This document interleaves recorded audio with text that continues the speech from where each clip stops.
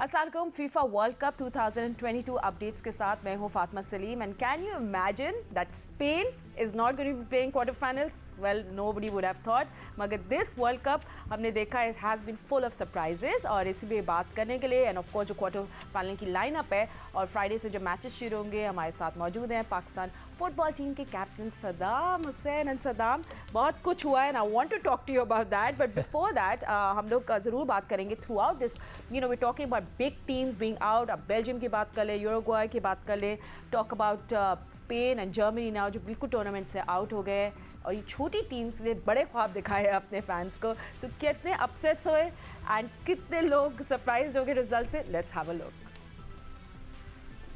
20 नवंबर से शुरू होने वाले मेगा इवेंट का सबसे बड़ा अपसेट ग्रुप सी में हुआ जब सऊदी अरब ने 2 बार की चैंपियन अर्जेंटीना को 2-1 से शिकस्त दी। 23 नवंबर को 4 बार की चैंपियन जर्मनी को जापान से हैरान कुन शिकस्त का सामना करना पड़ा। फिर ग्रुप एफ में फीफा रैंकिंग में दूसरी पोजीशन पर मौजूद बेल्जियम को मराकश ने 2-0 से शिकस्त दी। 30 नवंबर को दिफाई चैंपियन फ्रांस को ट्यूनिस के हाथों 1-0 से शिकस्त का सामना करना पड़ा जो मेगा इवेंट का बड़ा अपसेट तस्वुर किया जा रहा है। जापान की टीम को ये एजाज हासिल हुआ कि उसने जर्मनी के अलावा ग्रुप मैचेस में स्पेन को भी शिकस्त देकर न सिर्फ दूसरा बड़ा अपसेट किया बल्कि राउंड ऑफ 16 में अपनी जगह भी पक्की की। इसी रोज जनूबी कोरिया ने पुर्तगाल को 2-1 से हराकर टूर्नामेंट का एक और अपसेट किया। पहले राउंड के आखिरी मैच में कैमरून ने 5 बार की चैंपियन और टूर्नामेंट की फेवरेट टीम ब्राजील को 1-0 से शिकस्त दी।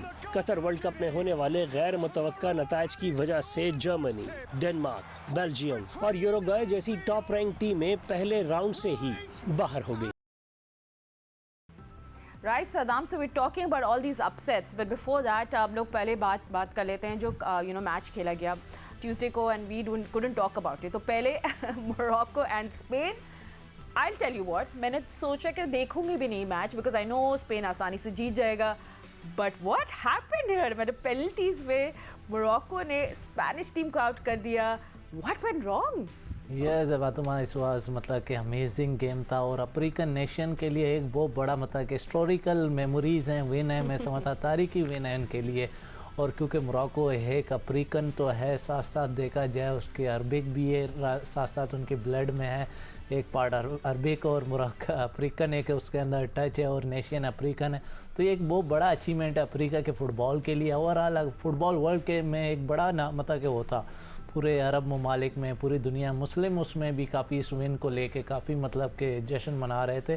बहुत सरप्राइजिंग रिज़ल्ट था अगर हम कंपेयर करें स्पेन और मोरक्को की जो टीम को मोरक्को की टीम को तो आउटस्टैंडिंग परफॉर्मेंस था मोरक्को का अगर कंपेयर करें स्पेन के। मैं समझता हूँ अगर हम कहते हैं वर्ल्ड कप आता है कुछ सीखने को मिलता है तो ये मोरक्को के मैच में हमें बहुत कुछ सीखने को मिला फुटबॉलर ऐसे अगर हम देखें उनका जो एटीट्यूड था कहाँ पर किस तरह कोच ने दिए जो भी मतलब प्लेयर्स की ड्यूटीज़ थी रोल अदा कर रहे थे अटैकिंग में भी और डिफेंसिव उनका जिस तरह उन्होंने ब्लॉक कर रहे थे प्रेसिंग कर रहे बॉल छीन रहे थे अटैक कर रहे थे।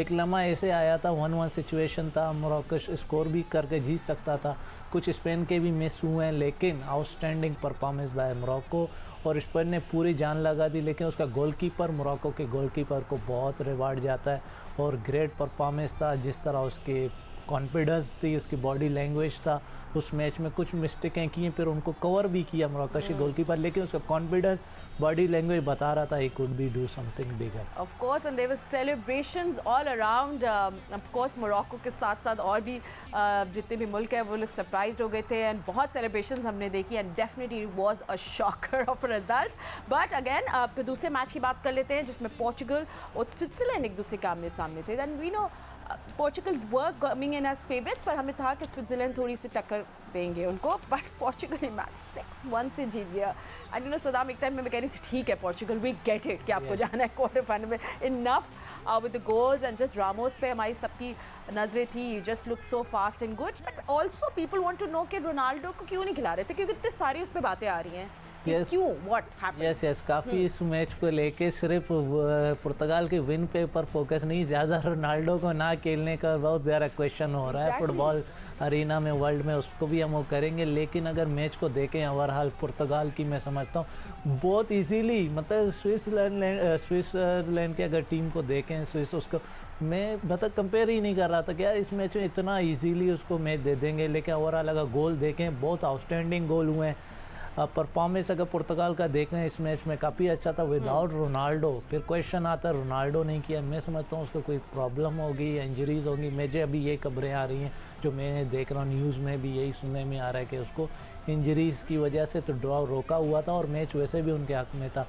तो उसमें अमेजिंग बात यह है जो फेफे है उसको 39 इयर्स का हो चुका है, उसने भी गोल स्कोर किया है। तो फिर उसके गोल को सेलिब्रेशन करने रोनाल्डो उठ रहे थे तो उसके ऐसे लग रहा था उसको कोई इंजरी हुई है या कुछ हुआ है, तो उसको रेस्ट दिया गया कोच में। लेकिन उसमें सारा जो उनका कोच है, अगर पुर्तगाल के कोच का जो रिस्पेक्ट देखे रोनाल्डो के लिए, वो प्लेइंग में नहीं खेल रहे हैं, वी कम ऑन दी नी और स्पीक विद रोनाल्डो से बात कर रहे हैं, उनके साथ डिस्कस कर रहे हैं क्या टीम के हवाले से भी और जनरल डिस्कस है। जो मैं समझता हूँ एक अच्छे प्लेयर और कप्तान का और कोच का रिलेशनशिप जब अच्छा हो इस तरह, तो टीम के रिजल्ट ऑटोमेटिकली अच्छा आएगा। तो ये सारी चीज़ें अफवाहें भी चल रही हैं, रोनाल्डो नहीं खेला, बता ओवरऑल परफॉर्मेंस देखे it was amazing. It was just yeah, but definitely a one-sided match. ठीक है, Yes. जल्दी से let's talk about tomorrow's matches. Quarter final में फर्स्ट क्रोएशिया एंड ब्राज़ील और फिर दूसरा मैच नेदरलैंड्स और अर्जेंटीना।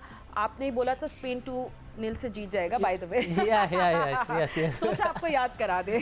Thank you. आप कोई गिफ्ट प्राइज नहीं जीतने वाले इस वर्ल्ड कप में। सही है। So Croatia and Brazil, okay, that's going to be one interesting contest. Yes again मैं समझता हूँ ये बहुत बड़ा मैच होगा क्रोएशिया वर्सेस ब्राज़ील। अगर की प्लेयर्स को देखे दोनों तरफ बहुत तकड़े और बहुत मतलब मेच्योर इन क्वालिटी प्लेयर्स हैं। नेमर है, विनय जियार है, कास्मीरो है ब्राज़ील में, और डेनी अल्वाज, रिचर्डसन है, फिर वहाँ पे लुका मॉड्रिच है क्रोएशिया के पास, अगर मार्सेलो ब्राज़ोविच है और दूसरा ब्रूनो सोसा है। इतनी अच्छी मतलब है उनके पास। अगर ओवरऑल इनकी प्रीवियस रिकॉर्ड देख लें तो Brazil versus Croatia played between 4 games total इन्होंने खेले हैं, 3 ब्राज़ील ने विन किया है, एक जो है गेम ड्रॉ हुआ है। तो मैं समझता हूँ ये एक बहुत बड़ा अभी मैच होगा क्रोएशिया और इसके दरमियान। और नेमर का आना ब्राज़ील के पास इंजरी के बाद, तो आप देखें एक जान सी आएगी इस टाइम। मेरे फेवरेट टीम है ब्राज़ील, में खुद घबरा रहा था आफ्टर नेमर के बाद जो मैचेस हुए स्ट्राइकर लाइन बहुत फ्लॉप जा रहा था नेमर आने के बाद। और एक और अलग नेमर को अगर देखें तो नेमर के पास एक और एजाज़ है, अभी रिसेंटली उन्होंने जो लास्ट गोल करके अचीव किया है। इससे पहले वो एजाज़ जो है जो आइकॉन है फीले, जो अभी बीमार भी हैं, उसके लिए उन्होंने एक मतलब कि विशेष भी किए हैं रिकवरी के लिए।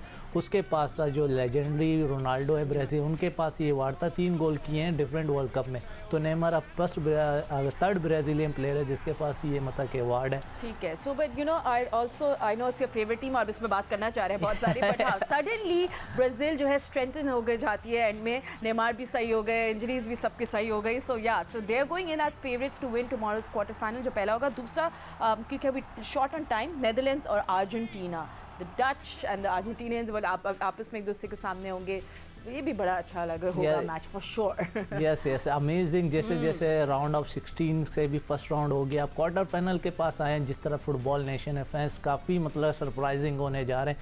उनकी फेवरेट टीम्स भी आउट हो सकते हैं। अब अभी देखें आज जो ये नीदरलैंड वर्सेस अर्जेंटीना की अगर हम बात करें, उनके पास कोडे जकापो है, उसकी परफॉर्मेंस बहुत अच्छा है। स्ट्राइक मेसी है, दूसरी तरफ डी मारिया है, रोड्रिगो है, मार्टिनेज है, ऑटमंडे है। दूसरी तरफ अगर नीदरलैंड के देखें डेम्पेरीज है, डिफे है, विंडेजे के उनके मेन डिफेंडर है। तो मैं समझता हूँ is going to be big game.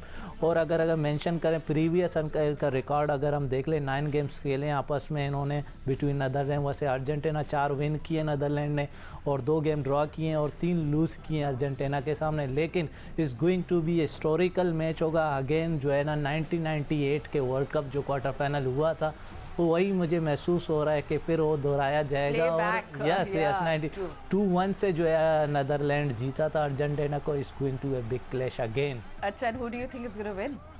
I going with Argentina. चलिए सही है, ठीक है। वन थिंग वी नो कि सदाम जो है इस फीफा वर्ल्ड कप में कुछ नहीं अवार्ड गिफ्ट जीत सकते because his predictions, because I think कोई भी प्रेडिक्ट नहीं कर पा रहा था। Actually it's not your fault, nobody could have predicted it, but Saddam you stay with us throughout this tournament.